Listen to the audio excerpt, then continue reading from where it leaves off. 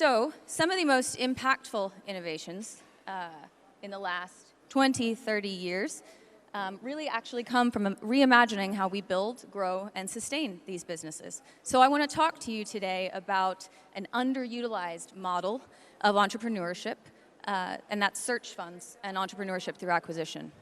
So this model is transforming the way that individuals become business owners. They allow them to acquire and lead successful companies without having to start from scratch. So what is a search fund? At its core, it's an investment vehicle through which an entrepreneur raises capital from investors to find, acquire, manage, and grow a single existing company. So to understand the search fund model, it's often helpful to compare it with private equity and venture capital. These are two well-established approaches to business investment. Venture capital focuses on early-stage, high-growth startups with unproven business models but significant upside potential. Investors take minority stakes, they spread risk across multiple startups, and they accept high failure rates in exchange for the possibility of outsized returns from a few breakout successes. Private equity, on the other hand, typically targets mature, larger companies, often acquiring controlling stakes through leveraged buyouts.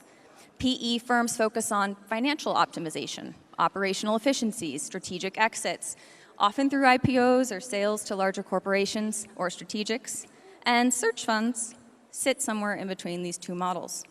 So unlike VC, which backs multiple startups, and PE, which acquires large businesses, search funds are focused on acquiring and operating a single, established, and profitable small or mid-sized business. So the entrepreneur, often an emerging leader, strong operational experience, maybe an MBA, searches for the business, becomes a CEO, works to grow the company over the long term with aligned incentives.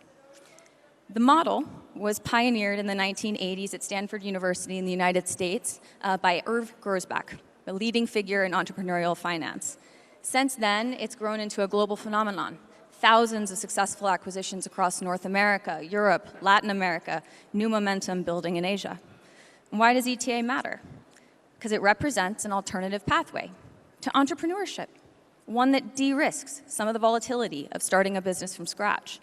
Instead of facing the brutal odds of a startup, entrepreneurs can acquire an existing business, proven revenue, proven customers, proven operations. They then inject fresh energy, innovation, strategic direction. They scale it further. And this approach is particularly relevant in today's landscape. Across the world, millions of small and medium-sized enterprises are owned and operated by baby boomers. They're approaching retirement. In the United States alone, it's estimated that as much as 84 trillion in wealth will be passed from this aging generation to Gen X, millennials, and Gen Z. Think about that, 84 trillion. And much of that is taking the form of small enterprises, middle market businesses, your community operations. These businesses, many of them, they're highly profitable, but they have a succession problem. So, who's going to take over when the current owners retire or pass on? The search fund model provides an elegant solution. Young, ambitious, skilled entrepreneurs. They can step in and lead these companies into the next phase of growth. So let's talk about an example of this, and the most successful search fund, arguably to date, Asclepian.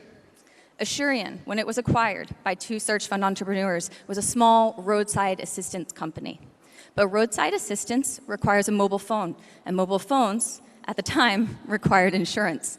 So Kevin Tawil and Jim Ellis acquired a mobile insurer, and they transformed Asclepian into a global insurance business serving millions of customers and grossing today $8.5 billion in revenue.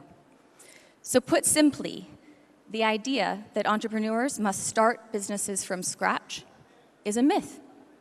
Some of the most impactful business leaders in this world, including Warren Buffett, Michael Dell, Elon Musk, have achieved success with companies they have not created, but they've taken them on and they've made them extraordinary.